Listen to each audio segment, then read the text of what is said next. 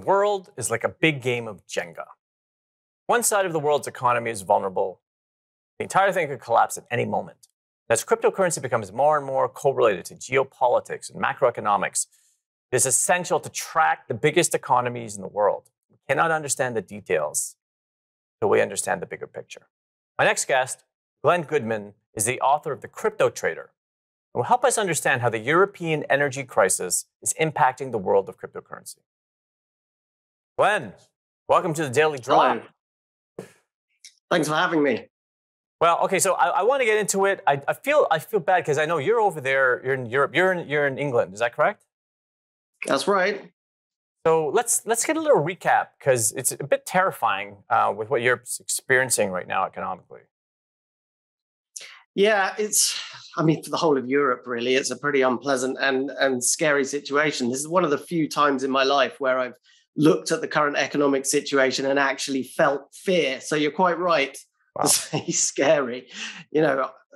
Honestly, my entire life suddenly seems like a breeze compared to this. Are people legitimately terrified? Like, are they like? Is it really like panic? Not panic yet. I don't see people running around in the streets waving their arms or anything like that. But, everyone I speak to, all my friends, just ordinary people, everybody's really worried in a way that we haven't really been our whole lives. And part of that is because there's the specter of things like energy rationing. That's a possibility. We've never had energy rationing. I've had the lights on my entire life. I'm not from the World War II generation.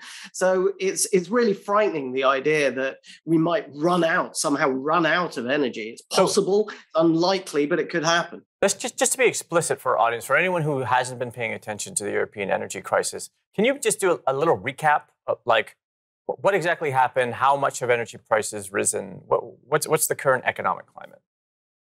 Well, what really makes me angry is that, as far as I'm concerned, it's political mismanagement in the whole of Europe. I can't just blame the British politicians. There are a lot of European politicians, in particular German ones, who are responsible for this. It's a long-term problem.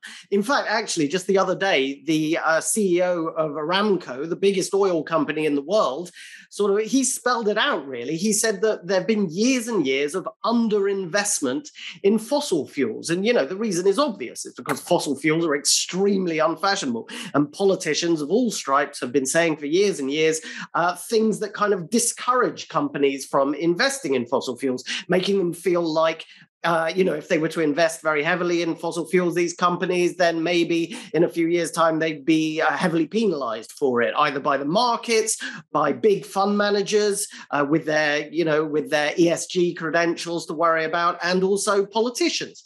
So all in all, the Aramco CEO said as a result of that, there's been a 50% drop in investment in oil and gas over the past 8 years. 50% drop. Obviously, that's at a time when populations, with immigration considered, are generally still increasing. So this is terrifying the more that you dig deep into it, because I want to know how long you think it lasts, but I guess nobody really knows, obviously, but it just seems like it's more than just Putin, right? I mean, there are really like a number of economic factors coming together at the same time here. Yeah, notice that I haven't even mentioned Putin yet, because people always blame Putin. Obviously, Joe Biden's even blaming Putin, and he's not even here in Europe suffering these particular problems. But, Putin certainly made the problem worse. Don't get me wrong. He made it a lot worse. But it was already bad to start with. We were already seeing gas prices rising even before the invasion of Ukraine. And as I say, it's political mismanagement, because for years and years, politicians across Europe refused to kind of make the investments or encourage the investments.